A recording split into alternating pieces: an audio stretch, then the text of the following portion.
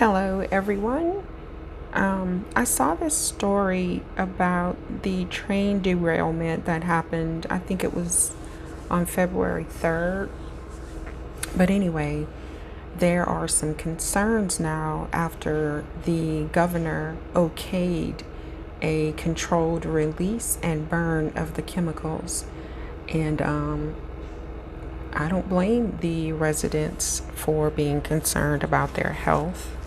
So the New York Times put out a story today. I'm going to go ahead and share it with you. It says what we know about the train derailment in Ohio. On February 3rd, a train derailed in the village of East Palestine, setting off evacuation orders, a toxic chemical scare, and a federal investigation. In early February, a train carrying toxic chemicals derailed in eastern Ohio, igniting a fire that swept the town of East Palestine in smoke. Fearful of a major explosion, the authorities carved out an evacuation zone and then carried out a controlled release of toxic fumes to neutralize burning cargo inside of some of the cars. Residents feared for their health as concerns have mounted about the effect of the derailment and the fire on the environment and the transportation network. So, around 9 p.m. on February 3rd, a train derailed in East Palestine, Ohio, a village of about 4,700 residents, about 50 miles northwest of Pittsburgh. About 50 of the train's 150 cars ran off the tracks on its route to Madison, Illinois, to Conway, Pennsylvania, from Madison to Conway. The train, operated by Norfolk Southern, had been carrying chemicals and combustible materials, with vinyl chloride, a toxic flammable gas, being of most concern to investigators. A huge fire erupted from the derailment, sending thick, billowing smoke into the sky and over the town. Residents on both sides of the Ohio-Pennsylvania border were ordered to evacuate as Governor Mike DeWine of Ohio raised alarms about a possible explosion. Local and federal officials started an investigation that involved the National Transportation Safety Board and the Environmental Protection Agency. The derailment has sparked concerns about air, soil, and water pollution. On February 10th, the EPA, the Environmental Protection Agency, said that about 20 rail cars were reported to have been carrying hazardous materials.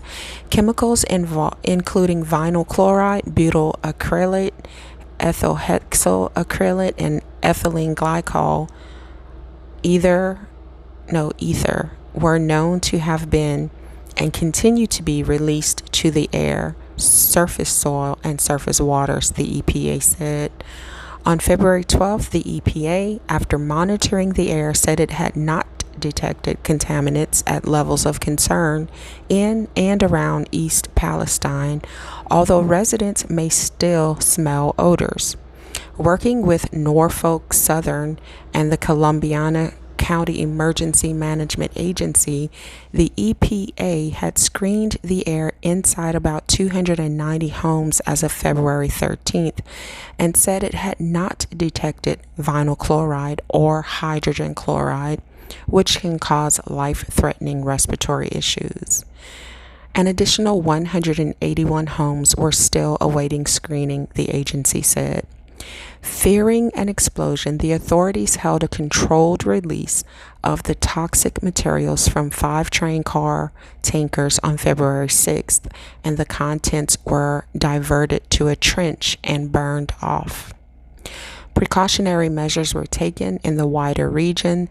The West Virginia subsidiary of American Water, which provides water services in 24 states, said on February 12th that it had not detected any changes in the water at its Ohio River intake site.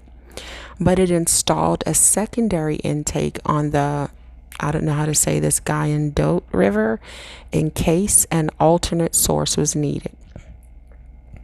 The subsidiary, which serves more than 500,000 people, said it also enhanced its treatment processes.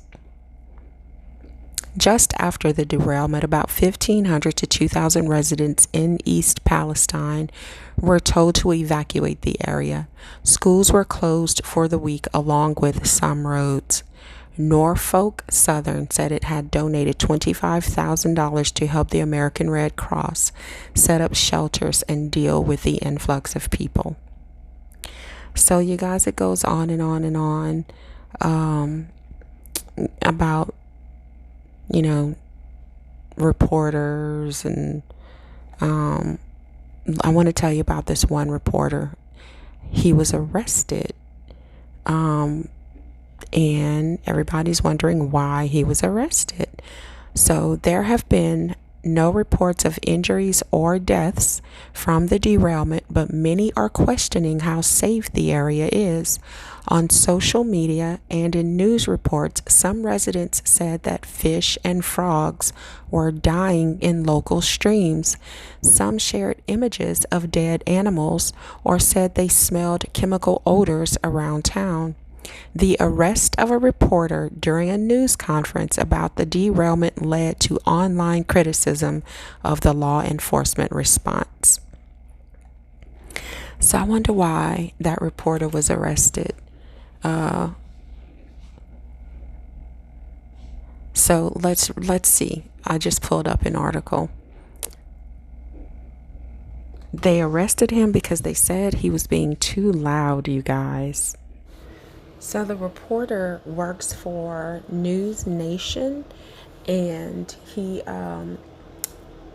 was doing a live broadcast during the conference that the governor was having, and they said that he was being too loud. So a National Guardsman went over to him and pushed him. They got into an argument and he was arrested. They charged him with trespassing and resisting arrest. I wonder if he was talking about the complaints from the people who live there, because there are people who are complaining that their homes have a horrible smell. There are people who are complaining that their animals are dying. There are people who said that they have found dead fish and dead frogs and dead animals. And, I wonder if he was talking about that. Could that be the reason why he was arrested? We see reporters doing live broadcasts during conferences all the time, right? Anyway, you guys, let me know what you think about this. I feel sorry for the people who live there, because there is no way on God's green earth that those chemicals did not enter their water, their ground, and it is definitely in the air for now. So I really feel for them, because 10, 20 years from now, who knows what illnesses they may have from this horrible, horrible incident. Let me know what your thoughts are in the comments.